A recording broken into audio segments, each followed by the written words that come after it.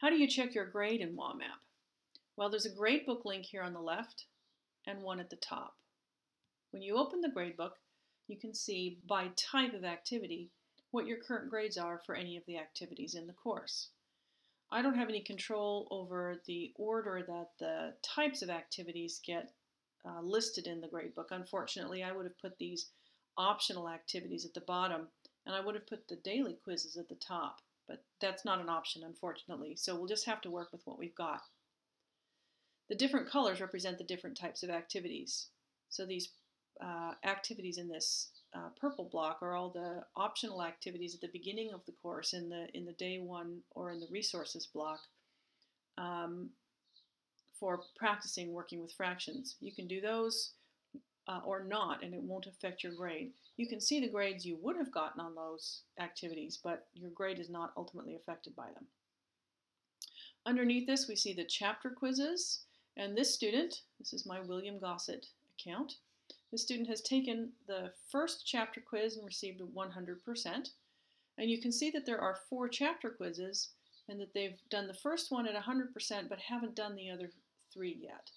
So on one hand, it seems like their quiz average should be 25% because they haven't taken the other quizzes, the other chapter quizzes yet. But you'll see in a minute, in fact, let's just go look at it now. At the bottom of this page, there's a summary of your grade, and here I can see that chapter quizzes are at 100%. Well, that's because I have selected for you to view those items that are past due and attempted. In other words, because I haven't attempted the chapter quizzes for chapters 2, 5, and 6 yet, they're not going to show up here, and WAMAP is not going to consider them in calculating this average. In addition to that, this student has done the section 1.1, 1.5, and 1.6 section quizzes. In fact, they probably took the section quizzes before they took the chapter quiz, but they're out of order on this page.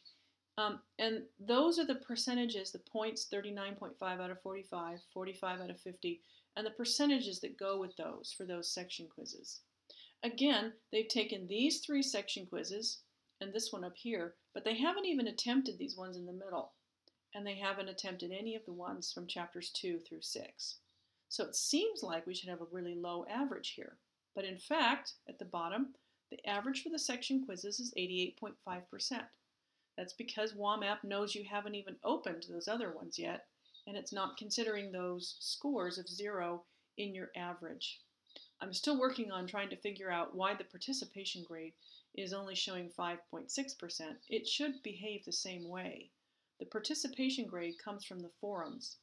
This student has participated in one forum by posting one post out of the required 2, and they've earned the 5 possible points for that.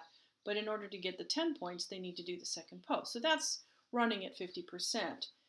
Because they haven't opened any of these other forums, this should reflect an average of 50%, which is this one here. Instead, currently it's showing an average of 5.6. That's 5 points out of a possible 90. So I'm still working on that, trying to figure out how to make that display a bit more accurately.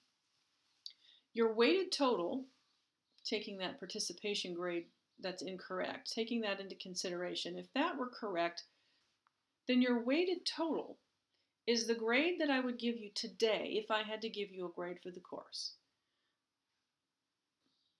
That's how your gradebook works. The main thing I wanted you to know about your gradebook is that it's there and that you have access to it from now until the end of the course.